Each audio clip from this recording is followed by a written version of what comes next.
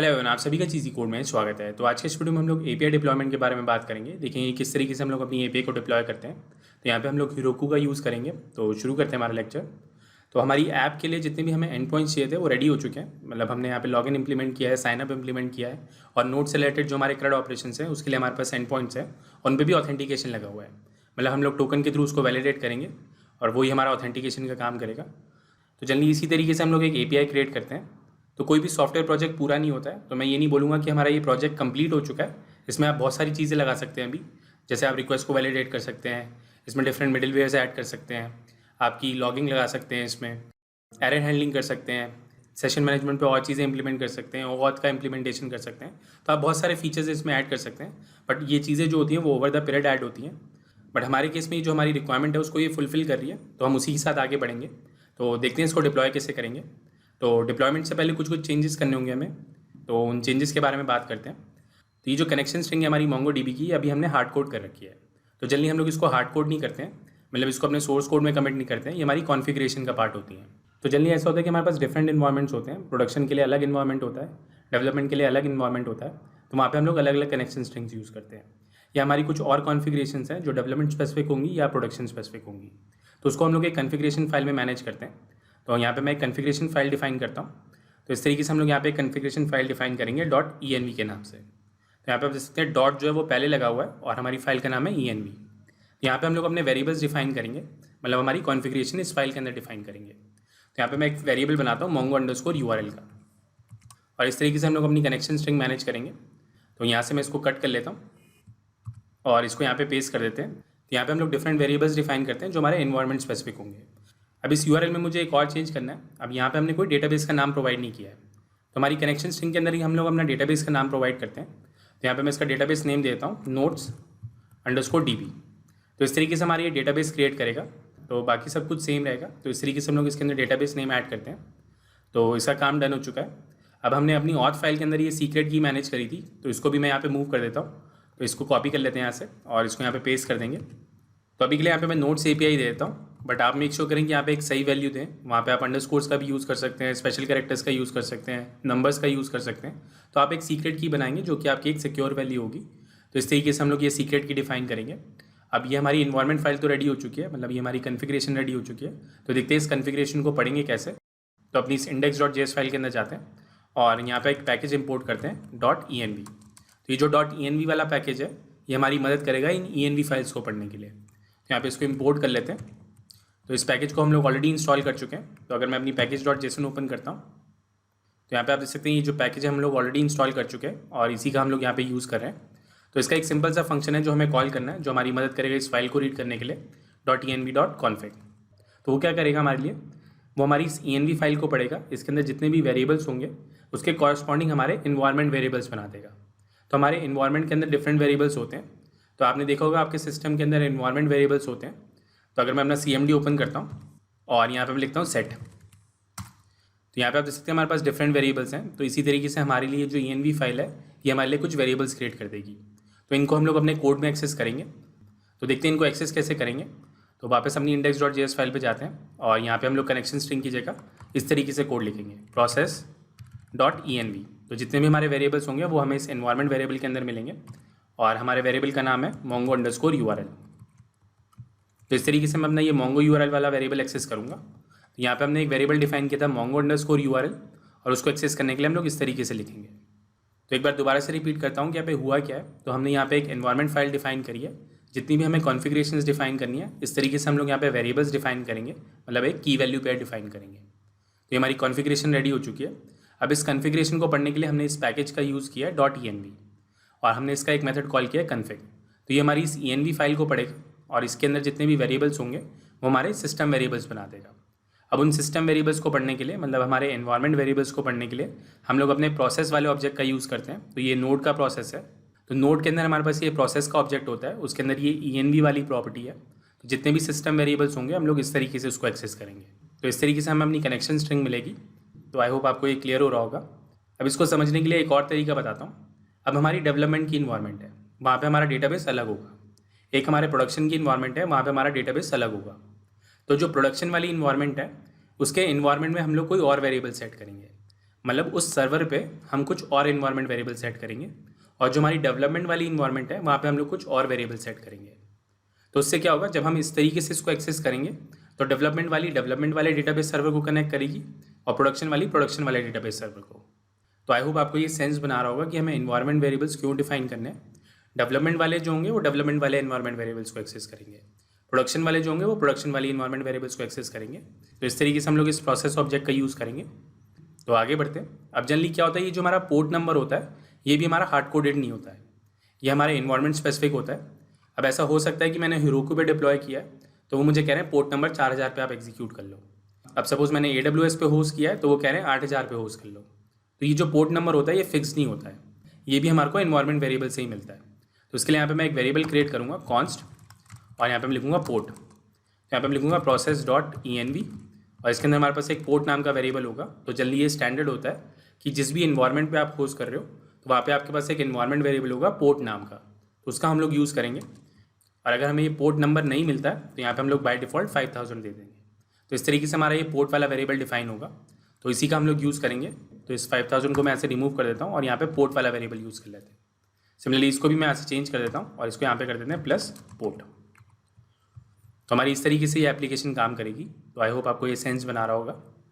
तो अपनी auth file के अंदर जाते हैं और यहाँ पे भी चेंज कर देते हैं। तो इस सीक्रेट की के लिए भी हम लोग अपना प्रोसेस वाला वेरिएबल यूज़ करेंगे process.env.secret_key, और इसी को यहाँ से कॉपी कर लेते हैं। तो यहाँ पे भी हमने ये सीक्रेट की यूज़ करी थी तो इसको यहाँ से चेंज कर देते हैं। तो इस तरीके से हमारे ये कुछ कॉन्फ़िगरेशन वाले चेंजेस हैं। अब लास्ट वीडियो में मेरे पास कुछ कमेंट्स भी आए थे कि हमारा जो स्टेटस कोड है वो थोड़ा सा गड़बड़ हो गया। तो अगर मैं इस साइन इन वाले फंक्शन पे जाता हूँ तो यहाँ पे आप देख सकते हैं हमने 201 यूज़ कर लिया है। तो 201 जो होता है वो हम लोग इसलिए यूज़ करते हैं कि हमारा रिसोर्स क्रिएट हो चुका है, बट यहाँ पे आप लॉग इन कर रहे हैं तो यहाँ पे हमारा 201 नहीं आएगा, यहाँ पे हमारे पास 200 ही आएगा कि ये जो आपका प्रोसेस है वो सक्सेसफुल हो चुका है। तो यहाँ पे हम लोग 200 सेंड करेंगे। सिमिलरली इस ऑथ वाली फाइल के अंदर यहाँ पे मैंने रिटर्न कीवर्ड का यूज़ नहीं किया था, तो यहाँ पे मैं रिटर्न कर देता हूँ कि अगर कोई टोकन नहीं मिलता है तो यहाँ से वो रिटर्न कर जाएगा, वो आगे एग्जीक्यूट नहीं करेगा हमारा नेक्स्ट फंक्शन, वो यहीं से रिटर्न कर जाएगा। तो ये दो चेंजेस थे हमारी इन दोनों फाइल्स के अंदर। तो वापस अपनी index.js फाइल के अंदर चलते हैं और इस वाले मिडिलवेयर को यहाँ से मैं रिमूव कर देता हूँ क्योंकि हमने टेस्टिंग के लिए ऐड किया था। तो इसको यहाँ से रिमूव कर देते हैं और ये जो हमारे रूट URL पे मैसेज है इसको यहाँ से चेंज कर देते हैं। यहाँ पे हेलो की जगह कुछ और लिख देते हैं। तो यहाँ पे लिख देते हैं notes API from CC code. तो इस तरीके से हमारा ये एंड पॉइंट काम करेगा। तो अब एक इसमें लास्ट चेंज करना है जो कि हमारा कॉर्स से रिलेटेड है। यहाँ पे मैं एक पैकेज इंपोर्ट करूँगा कॉर्स नाम का और यहाँ पे मैं रिक्वायर कॉल करूँगा कॉर्स के लिए। तो ये वाली जो लाइब्रेरी है हमारी ये एक मिडिलवेयर ही है। तो यहाँ पे मैं इस तरीके से इसको यूज़ करूँगा। तो यहाँ पे मैं लिखता हूँ app.use और यहाँ पे इस फंक्शन को कॉल कर दूँगा। तो ये वाला मिडिलवेयर क्या करेगा, हमारे रिस्पॉन्स के अंदर मतलब जितने भी रिस्पॉन्स होंगे हमारे API से उसके अंदर कुछ हेडर्स ऐड कर देगा। तो इस तरीके से हम लोग इसको कॉर्स इनेबल करते हैं। तो कॉर्स के बारे में आप और भी इन्फॉर्मेशन ले सकते हैं, काफ़ी इन्फॉर्मेशन अवेलेबल है इंटरनेट पर। तो इस तरीके से हम लोग इस कॉर्स को इनेबल करते हैं क्योंकि हम चाहते हैं कि जो हमारी API है वो सब जगह से कॉल हो सके। तो डिप्लॉयमेंट से रिलेटेड जो भी चेंजेस थे वो डन हो चुके हैं। तो Heroku की साइट पे चलते हैं और इसको डिप्लॉय करते हैं। तो यहाँ पे आप इस URL पे विजिट कर सकते हैं heroku.com और यहाँ पे मैं साइन अप पे क्लिक करूँगा। तो यहाँ पे आप अपना अकाउंट क्रिएट कर सकते हैं। तो इस तरीके से हम लोग अपना एक अकाउंट क्रिएट करेंगे यहाँ पे और यहाँ से मैं इसको एक्टिवेट कर देता हूँ और यहाँ पे अपनी पासवर्ड की इन्फॉर्मेशन डाल सकते हैं। तो यहाँ से इसको मैं एक्सेप्ट कर लेता हूँ। तो यहाँ पे आप देख सकते हैं हमारे पास ऑप्शन आ रहा है क्रिएट न्यू ऐप का। तो इस पर मैं क्लिक करता हूँ और अपनी ऐप का नाम देते हैं। तो यहाँ पे आप कुछ भी नाम दे सकते हैं, मेक श्योर करें कि वो अवेलेबल हो। तो बाकी सब कुछ सेम ही रहने दें। उसके बाद यहाँ पे मैं क्रिएट ऐप पे क्लिक करूँगा तो हमारे लिए एक ऐप क्रिएट हो जाएगी। तो इस तरीके से हमारे डैशबोर्ड पे एक ऐप क्रिएट हो जाएगी। तो यहाँ पे आप इसके स्टेप्स पढ़ सकते हैं कि हमें ये स्टेप्स फॉलो करने हैं। तो सबसे पहले हमें इस Heroku CLI को डाउनलोड करना होगा। तो इसके प्री रिक्विजिट्स देख सकते हैं। यहाँ पे हमें गिट का सेटअप चाहिए। तो गिट हम लोग ऑलरेडी इंस्टॉल कर चुके हैं फर्स्ट वीडियो के अंदर। तो आई होप आपका ये इंस्टॉल्ड होगा गिट। तो यहाँ से आप इसकी exe डाउनलोड कर सकते हैं जो आपके लिए CLI को इंस्टॉल करेगा। तो मेक श्योर करें कि आपकी इंस्टॉल्ड हो। तो जब ये आपकी इंस्टॉल हो जाएगी तो वापस इन स्टेप्स पे चलते हैं। तो ये वाला स्टेप हमारा डन हो चुका है। उसके बाद अपने Heroku को लॉगिन करते हैं। तो यहाँ पे मैं अपना टर्मिनल ओपन करता हूँ और यहाँ पे मैं Heroku को लॉगिन कराऊंगा। तो इस तरीके से हम लोग ये कमांड लिखेंगे Heroku लॉगिन।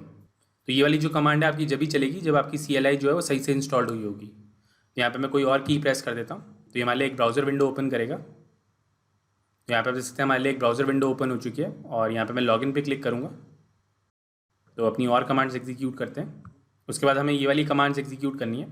तो हम लोग ऑलरेडी अपने प्रोजेक्ट के अंदर हैं। तो यहाँ पे मैं डायरेक्टली गिट इनिट करूँगा और ये वाली कमांड एग्जीक्यूट कर दूँगा। तो यहाँ पे मैं अपनी गिट को इनिशियलाइज़ कर रहा हूँ, मतलब अपनी एक रेपोजिटरी क्रिएट कर रहे हैं हम लोग यहाँ पे। और यहाँ पे हम इस वाली कमांड को रन करेंगे तो हमारे लिए गिट की रेपोजिटरी क्रिएट हो चुकी है। तो जितना भी मेरा कोड होगा मैं इस रेपोजिटरी के अंदर कमिट करूँगा और उसी के बेसिस पे हमारा डिप्लॉयमेंट होगा। तो कमिट करने से पहले यहाँ पे मैं एक फ़ाइल ऐड करता हूँ गेट इग्नोर। तो ये जो गेट इग्नोर वाली फाइल होती है ये हमारी मदद करती है कि अगर मुझे इनमें से कुछ फाइल्स को इग्नोर करना है कि वो हमारी रेपोजिटरी में ना जाए तो उनका जो पाथ होता है वो हम उस फाइल के अंदर डिफाइन करते हैं। तो इसकी रूट पर मैं एक फ़ाइल डिफाइन करता हूँ डॉट गेट इग्नोर। तो अगर आप गिट के बारे में जानते हैं तो आपको पता होगा कि ये गेट इग्नोर फाइल करती क्या है। तो इस तरीके से यहाँ पे मैं एक फ़ाइल क्रिएट करूँगा और यहाँ पे मैं अपने नोड मॉड्यूल्स को कमिट नहीं करना चाहता हूँ। तो इस नोड मॉड्यूल्स के अंदर हमारे पास बहुत सारी फाइल्स हैं, उनको हम लोग इग्नोर करना चाहते हैं। तो इस तरीके से यहाँ पे मैं एक पार्ट डिफाइन करूँगा और ये जो हमारी env फाइल है इसको भी मैं यहाँ पे कमिट नहीं करना चाहता हूँ। तो इस तरीके से हमारी गेट इग्नोर फाइल काम करेगी। तो यहाँ पे आप देख सकते हैं ये हमारी हाईलाइट जो है वो हट चुकी है और सिंपली हमारी गिट की कमांड्स हैं तो इसको रन करते हैं गिट ऐड और जितनी भी हमारी फाइल्स उनको ऐड कर लेते हैं। उसके बाद यहाँ पर मैं गिट कमिट करता हूँ और जो भी मुझे मैसेज देना है यहाँ पे मैं मैसेज दे देता हूँ इनिशियल कमेंट। तो यहाँ पे आप देख सकते हैं हमारी सारी फाइल्स जो हैं वो कमिट हो चुकी हैं और ये वाली जो फाइल्स हैं हमारी इग्नोर हो चुकी हैं और ये जितने भी चेंजेस हमने कमिट किए हैं उसको पुश कर देते हैं अपनी रेपोजिटरी के अंदर। तो यहाँ पे मैं लिखता हूँ गेट पुश हेरोकू मास्टर। तो यहाँ पे आप देख सकते हैं हमारे लिए ऐप को बिल्ड कर रहा है और जितनी भी हमारी डिपेंडेंसीज हैं उनको इंस्टॉल कर रहा है। तो जितने भी हमारे नोड मॉड्यूल्स हैं वो हमारे सर्वर पर भी क्रिएट होंगे। तो यहाँ पे आप देख सकते हैं हमारी ऐप जो वो सक्सेसफुली डिप्लॉय हो चुकी है। तो इसको रन करने से पहले कुछ चेंजेस करने हैं हमें, तो वो चेंजेस कर लेते हैं। तो मैंने बताया था कि हमें हर इन्वायरमेंट पे कुछ वेरिएबल्स सेट करने होंगे। तो ये वाले जो हमारे वेरिएबल्स हैं जो हमने अपने डेटाबेस के कनेक्शन के लिए बनाए हैं और ये हमारी सीक्रेट की के लिए, तो ये मुझे अपनी इन्वायरमेंट में बताने पड़ेंगे। तो यहाँ पे इसकी सेटिंग्स पे जाते हैं और यहाँ पे आप देख सकते हैं हमारे पास एक ऑप्शन है कन्फिग वैर्स। तो इसका हम लोग यूज़ करेंगे। तो जितने भी हमारे कन्फिग्रेशन वाले वेरिएबल्स होंगे यहाँ पर हम लोग सेट करेंगे। तो अपनी कनेक्शन स्ट्रिंग को कॉपी कर लेते हैं। तो ये हमारी की वैल्यू पेयर्स हैं, इस तरीके से मैं इसको ऐड करूँगा। सिमिलरली अपनी सीक्रेट की के लिए भी ऐड कर लेते हैं। तो इस तरीके से हमने ये दो इन्वायरमेंट वेरिएबल्स ऐड करें इस वाली ऐप के लिए। अब यही एपीआई मैं कहीं और डिप्लॉय करूँगा तो वहाँ पे भी मुझे ये सेट करने होंगे। तो अपनी ऐप को रन करते हैं। तो यहाँ पे हमारे पास एक बटन है ओपन ऐप का, तो इस पर क्लिक करता हूँ मैं। तो यहाँ पे आप देख सकते हैं हमारी ऐप जो वो सक्सेसफुली रन हो रही है। तो अपने कुछ एंड पॉइंट सेट करके देखते हैं। तो यहाँ पे साइनअप वाले एंड पॉइंट को हिट करते हैं और देखते हैं कि हमारा साइनअप हो रहा है कि नहीं। यहाँ पे मैं सेंड पे क्लिक करता हूँ। तो यहाँ पे आप देख सकते हैं हमारे लिए एक नया यूज़र क्रिएट हो चुका है फर्स्ट के नाम से और ये हमारे पास टोकन भी आ रहा है। तो इस तरीके से जो हमारे एंड पॉइंट्स हैं वो भी सक्सेसफुली काम कर रहे हैं। तो आई होप आपको ये क्लियर हुआ होगा कि किस तरीके से हमने ये एपीआई डिप्लॉय करी है। तो इस तरीके से हम लोग एक एपीआई क्रिएट करते हैं और उसको डिप्लॉय करते हैं। तो आई होप आपको ये प्रोसेस समझ में आया होगा। तो मैं होप कर रहा हूँ कि आपको ये सीरीज़ अच्छी लगी होगी। तो इसके कॉरस्पॉन्डिंग हम लोग एक एंड्रॉयड ऐप भी बनाएंगे, देखेंगे इस एपीआई को कंज्यूम कैसे करते हैं एक एंड्रॉयड ऐप के अंदर। तो जो नेक्स्ट सेट ऑफ वीडियोज़ होंगी वो हमारी एंड्रॉयड ऐप के बारे में होंगी। तो आज की वीडियो को यहीं पे एंड करते हैं। अगर आपको ये वीडियो अच्छा लगा तो प्लीज़ लाइक करें। अगर अभी तक आपने हमें सब्सक्राइब नहीं किया तो प्लीज़ सब्सक्राइब करें और कोशिश करें कि इन वीडियोस को थोड़ा सा फैला दें क्योंकि हमारी रीच थोड़ी सी कम है। तो थैंक यू फॉर वॉचिंग। आपका दिन शुभ हो। धन्यवाद। ये लैंग्वेज भी सीख लो, वो लैंग्वेज भी सीख लो। जीवन एक रेस है, ऊपर चढ़ना सीख लो। हो जाए जब सब कुछ खुद बनना सीख लो। उठा के बस्ता नाप के रास्ता हर कोई चला है आईटी में। आईटी में आईटी